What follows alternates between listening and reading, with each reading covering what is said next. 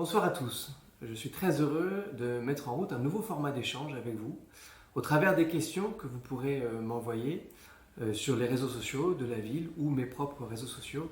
Je m'attacherai chaque semaine à prendre une question et y apporter les réponses les plus précises possibles afin de pouvoir vous éclairer sur ce qui se passe ici à Fontainebleau. Première question. Quelle est la suite donnée à nos diverses plaintes concernant les tapages venant des co-living des étudiants de l'INSEAD et de leurs environs lors des très fréquentes fêtes? On parle d'un blocage administratif.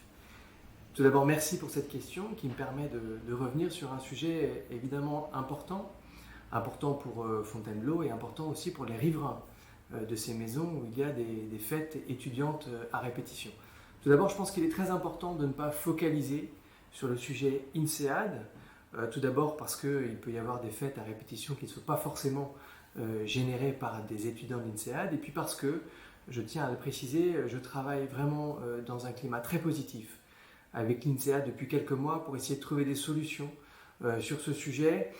J'ai des réunions régulières avec l'administration de l'INSEAD pour essayer de trouver des formules pour permettre de diminuer les fêtes en centre-ville. Mais au-delà de ça, pour répondre à cette question, eh bien, les plaintes qui ont été déposées sont actuellement à l'instruction auprès du procureur de la République. Alors, c'est le temps administratif de traitement de ces plaintes qui est en question. Le temps qui est affecté à ces réflexions est le temps nécessaire de l'instruction judiciaire de ces éléments. Mais ce qui est important aussi de savoir, c'est qu'au-delà du traitement judiciaire des plaintes, la ville de Fontainebleau fait aussi un travail important pour essayer de trouver le bon équilibre sur ces fêtes. Nous sommes heureux d'avoir l'INSEAD à Fontainebleau, tout comme nous sommes heureux d'avoir des étudiants qui viennent s'installer à Fontainebleau. Donc tout le sujet, c'est d'essayer de trouver ce juste équilibre et de permettre à tous de passer des bons moments à Fontainebleau et que la tranquillité des riverains soit respectée. Avec l'INSEAD, nous travaillons à un courrier que nous allons envoyer à l'ensemble des bailleurs de la vingtaine de maisons identifiées comme des maisons susceptibles d'apporter quelques troubles. Je signerai ce courrier, tout comme l'INSEAD le signera, et nous inviterons aussi la commissaire de police à signer ce courrier. Et ce courrier a vocation à responsabiliser les locataires et les inviter à désigner un référent par maison à chaque période de location, afin que ce référent puisse être non pas le responsable de tout, mais être joignable en cas d'excès lors d'une soirée. C'est une façon comme une autre d'avoir un contact qui nous permette de régler les problèmes lorsqu'ils se présentent.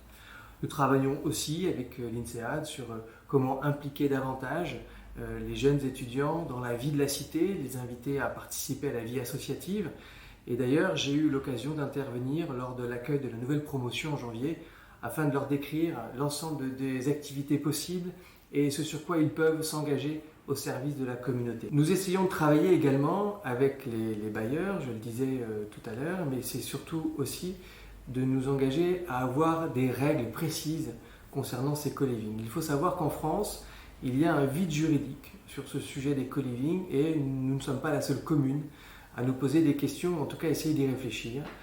Donc nous sommes à l'étude avec les services de la ville pour bien savoir à quel moment nous passons d'un co-living à un gîte, à une sorte d'hôtel.